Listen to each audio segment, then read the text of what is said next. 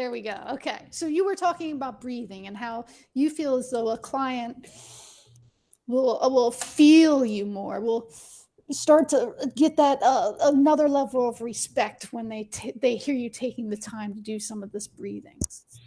And just before, we connect with a person, we go through what I call 2 educational pods.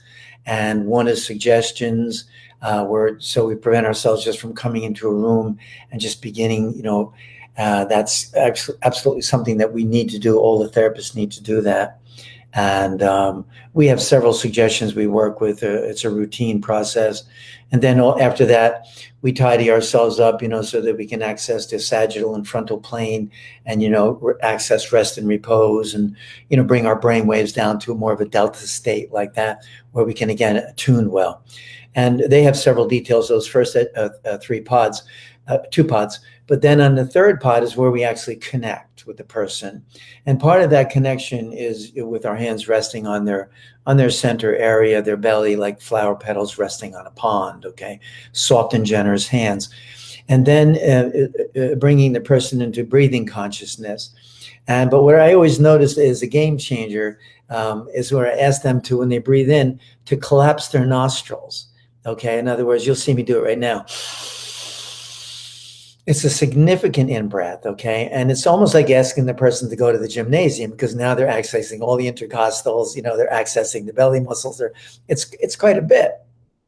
So if you include in that, how many repetitions you're going to do, so they don't go off into eternity, thinking we're going to do it all afternoon. If you say we're going to do 5 repetitions or 7 repetitions or something like that, that adds quality to it. But the whole idea is to, when you breathe in, which is called a pareka, Pureka, pareka is your Ayurvedic for your in-breath.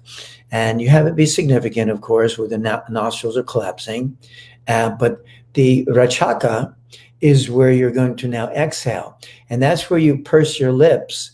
If you want to activate the vagus nerve, which is the tree, which is going to bring the brachial plexus, the solar plexus, the lumbar plexus, the sacral, and of course the coccyx plexus together. If you want to bring those together, you would want to exhale twice as much energy that you took in.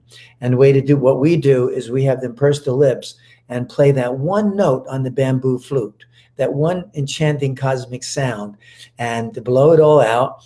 And then when that inhale happens, it's I ascribe this is what life feels like, because it's completely effortless. The elasticity alone of the exhale just allows the air to come back in again, and of course you could transmute that into, again, collapsing your nostrils and really going maximum capacity breathing. But we do, 7 of those, 9 of those, just to begin with our hand below the navel. It's called the Bhaga and Basya Marma. There's the belly button is the Nabhar Marma, and then just below that is Bhaga and then Basya. Right on top of the pubic bone is a whole different Marma, which we're not doing, but we are 1 thumb width above the pubic bone to identify that. But it's a game changer. Then now the receive client hopefully feels, okay, this is going to be a serious treatment. And again, go ahead. Just one more. The word breathe, the English word breathe, comes from the Latin word spirit. Spirere means to breathe. So we're not just increasing their physical volume. Now we're increasing their emotional volume, and of course their spiritual volume too. Go ahead, please, Diane. Oh my gosh, you're just like a wealth of information. It's wild. So one of the things that I learned from you that I just heard you say, and then I've taken with me for years, was you're always like, be generous with your strokes. Don't do it 1 time. Don't do it 2 times. You say sometimes, you say 7, and because 7's a magical number. Right? Yeah. You just said 3 to 7 breaths. So can you talk a little bit about, I love how you talk about that, being generous with your strokes and just being generous with who you are. Really, you have a client. What a gift. I wrote, as you know, I've written over 100 1-page, 2-page essays. They're not academically referenced. They're not bibliography based. Okay. They're just me taking a snapshot. And one of them is entitled Sets of Threes, because the mind has a natural proclivity to being sensitive to patterns and rhythms, which is demonstrated when you walk into someone's house and you say, "Oh my goodness, I love your curtains. You know, they're beautiful." Or how we accessorize ourselves symmetrically. You know, look, I appreciate that pattern too. So the same thing with, you know, our compressions or our elegant and comfortable stretch releases. They can be used, you know, sets of ones, sets of threes, sets of fives, and it helps the practitioner to become a master or an expert at that, you know, that threshold where there's such, you know, there's a cornucopia of therapeutic value there. So we can, you know, yeah, that's what we use, sets of threes, whether we're using our thumb, our elbow, whether we do stretches or compressions, you know, and strokes, as you mentioned, you know, to set up a pattern. And then what happens for the client, at least in my opinion, is that their mind can predict a pattern because it's simple. You know, the first one gentle, second one twice as long, twice as strong, third one gentle again. Their mind picks up on the pattern, and that predictability, that easy predictability, allows them to go deeper into safety and to feeling open, and, you know, to go to their Eden, to go to their paradise, to go to their, you know, like.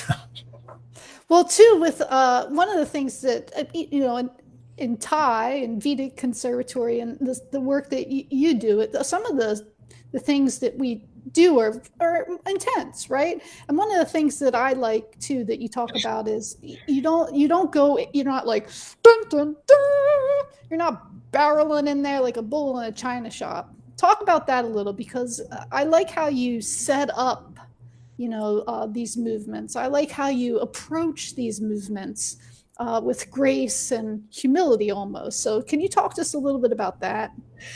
Yeah, you know, I informed the class that probably the most important lesson that you're ever going to get in this whole class is have your first few applications be uneventful.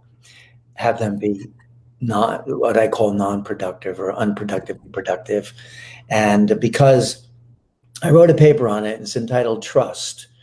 If you can get their trust, and the way you get their trust is like you say, don't come in like gangbusters on the first application, you know, maybe not even on the second, the third, or even the fifth, you know, come in gentle, almost, you know, demonstrate you don't know what you're doing almost, you know, and then all of a sudden their system comes out of fight or flight, it goes into rest and repose, and of course now you can go take them to that more dramatic threshold, but they know already that they have your trust and you have their trust. But if you don't have their trust, if you and I don't have their trust, then you know as well as I know, now our workload has quadrupled. It has tripled, you know, quadrupled like that. And we don't want that. We already know, we already have a significant responsibility with these clients.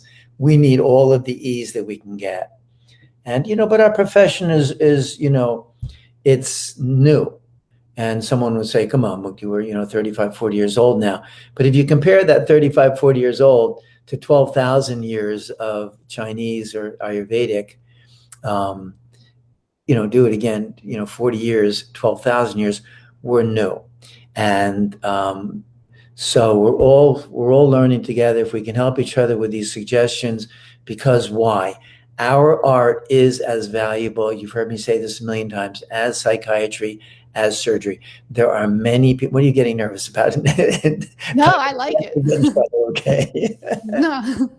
um, you know, this is true. They're coming in droves from mainstream medicine. They're checking out aromatherapy. They're checking out numerology. They're checking out talismans.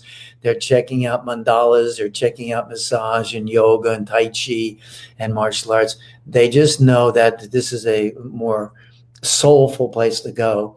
So how does that make you and I feel? This responsibility that I used to be able to sidestep because I'm just this hippie, you know, I'm just this daisy picking hippie. I just wanted I can sidestep it. No, we're not that important. We can't sidestep it anymore. Now we understand that people are coming and choosing. They're choosing the massage arts, even over surgery, even That's so over, you know, great. yeah, yeah. So I want to go back to too, because a lot of people just kind of go past the the the hara or the belly, and a lot of people that work on the mat start there. Can you talk a little bit about that? Why some people get real clients are like, oh, I don't want you touching, but in Thai you have clothes on. It's a little different, and resting your hands with care and commitment. So, can you talk a little bit about why and how that's so imperative and important in your practice? I dated a girl up in Princeton, New Jersey. We lived together on a huge ranch estate for like 8 years. She owned two flower shops, and we go in for the for some flower arrangement lessons with this Japanese woman. And the first thing she said to us is, "Learn to hold the flowers with your belly."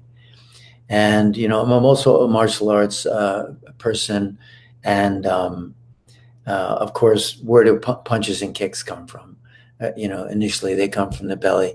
The same is true for calligraphy. The same is true for tea ceremony. The same is true for our archery.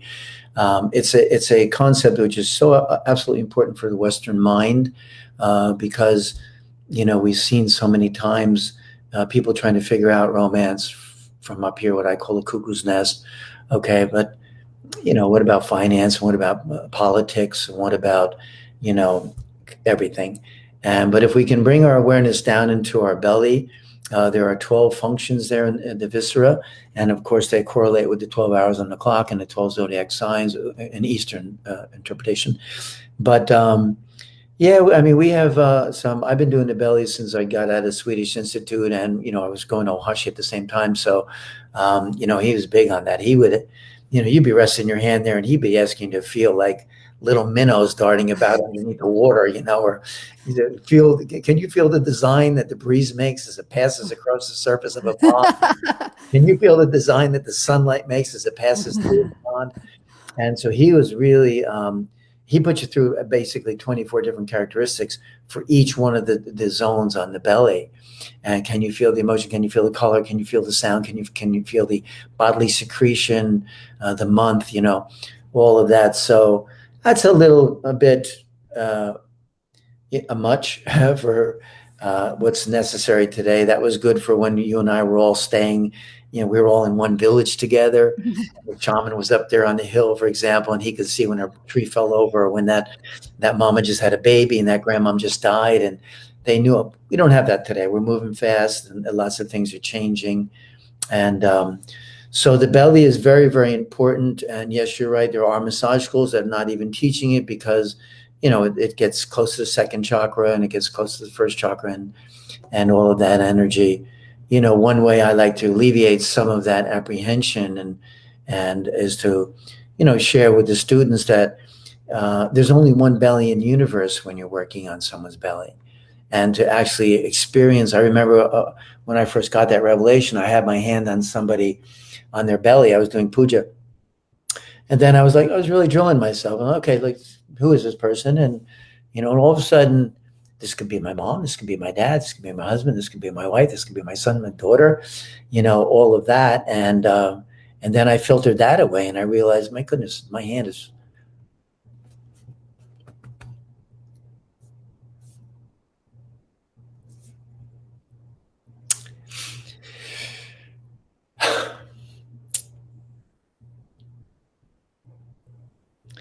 resting on your soul. So. And I mean, body work is, like I said, it'll take you as far as you'll let it. And I think the connection that we get to make with people is sometimes beyond words and beyond feeling and beyond comprehension, especially if two people are there together. I mean, really, it takes two people being fully present and open to whatever can happen. And we have enough separation in the world. Mm-hmm. We have enough mental stuff going on. We have old and young, healthy and unhealthy, male and female. We have a whole variety of what I call tapestry of duality and the veil of polarity. We have all of that, but to experience oneness is really, the ultimate in the massage profession, where you're offering this to yourself. What kind of quality would you put into the session if you're offering it to yourself? I love that. Thank you. I love that. Sorry about the emotions. Emotions are good. I love seeing emotions. Are you kidding me? It's one of the best things ever. because it's true. I think we all have had that feeling where it's like the world stops, everything stops, and you have this blissed out like contact with the client that you can't describe to anyone but except for maybe another massage therapist. And it's you Yeah. don't get it every session, you don't get it every time, but when you get it, Yeah, you it don't, makes that's true. all the other sessions worth it. It It's makes really the true. whole journey worth it. Yeah, it's very true. You don't get it every time, but just to go in that direction is better than not getting it for sure. Yes, and you have to at least be aiming in a direction, and I don't think you can get there without doing some of the things that every single teacher that I've ever spoken to has their way of kind of getting ready for a session and approaching a client. And I think that, the best of the best Yeah. anyway. And I think that that is crucial.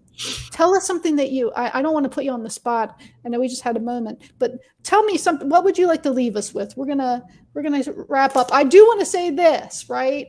I want to say this, Vita Conservatory, awesome Thai classes. It's not really just Thai. It's much more than Thai. And we have Mufti's classes in the Massage Mentor Institute now. And I think for me, doing Ohashiatsu and spending time with Mukti taught me kind of how much I could not push the body in like a rah way, how far I could help someone move, how much I could move and honor someone and help them be more aware of how much they can move. And I brought that to the table. I also have to say and give a ton of credit to how my body mechanics, learning how to work with my body, and carrying that over to the table. So one of the things I did was I put your Thai on the table in the institute, and I think for me that was just like a huge aha moment, that when you started doing that I was like, holy shit, he's bringing it to the table, because you really can do a lot of this stuff on a table. Yeah, well, I've been doing the table at the same time I've been doing the futon. So, I mean, I did 17 years of the lubricant treatments before I switched over into the, futon and table, and mostly what I call dry. But I still do quite a few lubricant sessions. But I don't know what I would leave you with. I think, basically, like I said before, we can't sidestep the responsibility anymore. In the beginning, we were what we were, but now all of a sudden, people are choosing, and so when they're thinking about their body work session all week long, dealing with the traffic jams, dealing with the office, dealing with the family, politics, everything else, and then they get on your table, it's a significant responsibility. And so It's I so think my cool. It's so true. I would just want to hold that for a minute, because the way you're saying it, for some reason, is really sinking in with me. It's yeah. really sinking in. Like, our responsibility is not only to speak and act professional, but also to hold that space for people now, to be space holders. So I really love what you're saying. I just wanted to like put a little back there, Mukti, a little I like it. All right, good. I'm sorry. No, I mean that's really it, and I'm excited about continuing to serve my colleagues and making it easier. I know if they're new, I know what they're going to go through. So if you take my classes, we have a whole lot of fun, because guess what? Your work is coming up after the class, so why not have a lot of fun now? And but even that, it doesn't have to be anything but an enjoyable, very enjoyable and wholesome profession. Yeah, basically. Mukti live on the Massage Mentor closed group, and check his classes out in the Massage Mentor Institute. Mukti, thank you for taking the time.